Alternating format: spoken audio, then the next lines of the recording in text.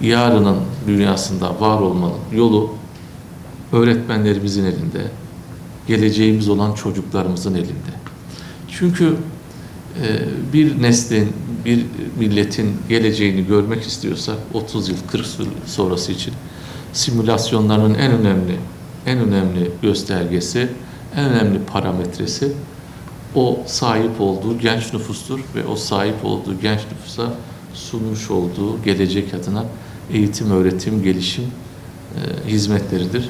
İnşallah bu işi, bu yürüyüşü hep birlikte gerçekleştireceğiz. Öyle çocuklar ve gençler yetiştirelim ki ne kadar güçlü olursa olsun asla ve katla gidip bir hastane bombalamaz. Kadınlara, çocuklara, sivillere, bebeklere zarar vermez. Bu eğitim öğretim sürecinin en önemli parçası.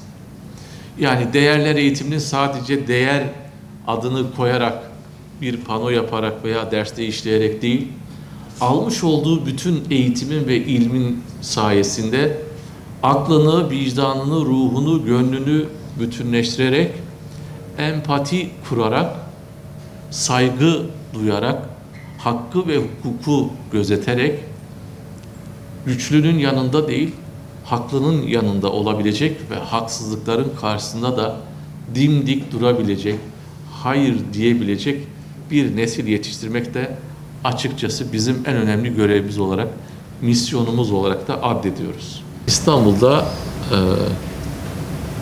ikili eğitim yapan, yani sabahçı öğrenci dediğimiz okullarımızın sayısı bu dönemlerde biraz arttı. Sebebi de şu, bizim deprem dayanıklılık testlerinden yeterli performansa sahip olmayan binalarımızı boşalttık. Bir anda takdir edersiniz ki hemen okul yapmak mümkün değil.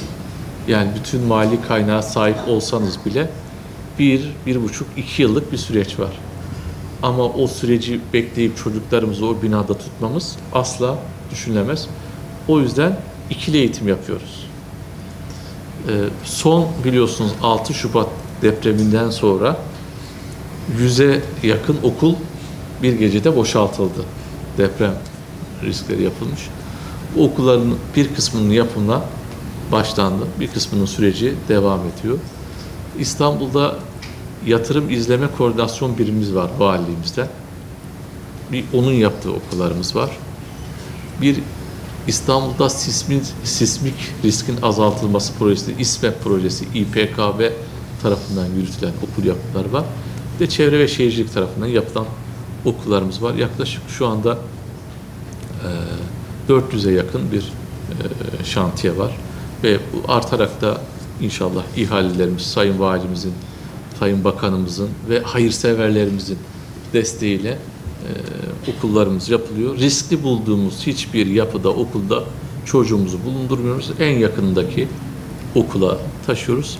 İkili eğitim şartları zor da olsa ama en azından güvenli bir binada olması bizim bir kamu görevlisi olarak, bir baba olarak, bir öğretmen olarak, bir vatandaş olarak en önemli görevimiz, bunu sağlıyoruz. Tıp annelerinin kaldırılmasından toplumda bir genel memnuniyet var.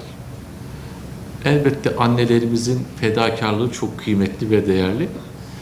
Ama sınıf annesi dediğiniz zaman bunun hangi şartla belirlendiği, hangi gerekçeyle belirlendiği, hangi usulle belirlendiği, yani durma noktasının ne olduğu, sınırının ve çerçevesinin ne olduğu ile ilgili hiç kimsenin bir bilgisi var mı? Yok. Bu belli değil. Ama attığı her adımın yasal çerçeveyle belli olduğu ne var? Okul aile birliği. Bu konuda bir yönetmelik var.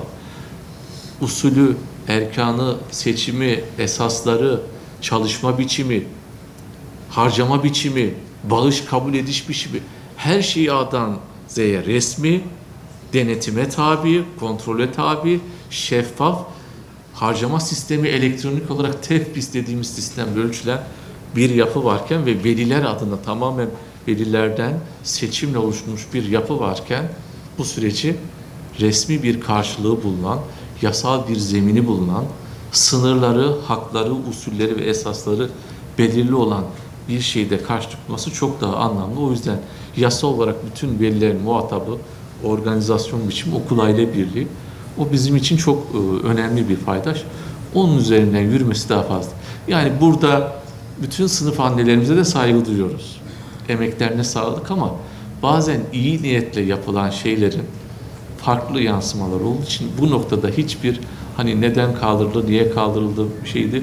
Gerekse öğretmen, gerek okul idareleri genel manada da okul aile birliklerine çok olumlu karşılanan bir adım oldu.